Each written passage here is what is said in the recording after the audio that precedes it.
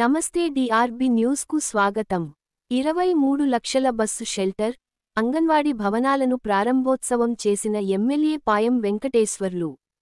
స్థానిక ఎమ్మెల్యే పాయం వెంకటేశ్వర్లు బూర్గంపాడు మండలంలో పలు అభివృద్ధి పనులకు ప్రారంభోత్సవం చేశారు। ఈ సందర్భంగా ఆయనకు ఘనంగా స్వాగతం పలికారు।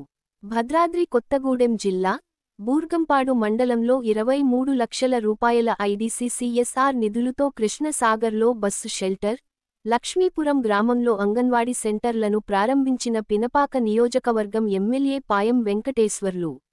ఈ సందర్భంగా ఆయనకు పలువురు పలు సమస్యలతో కూడిన వినతి పత్రాలు అందజేశారు। బస్సు షెల్టర్ వద్ద అన్ని బస్సులు ఆగే విధంగా అధికారులతో మాట్లాడతానని హామీ ఇచ్చారు। తమ గ్రామానికి రహదారులు ఇతర సౌకర్యాలు కల్పించాలని పలువురు గిరిజనులు ఆయనకు వినతి పత్రాలు అందజేశారు। తప్పకుండా చేస్తానని ఆయన హామీ ఇచ్చారు।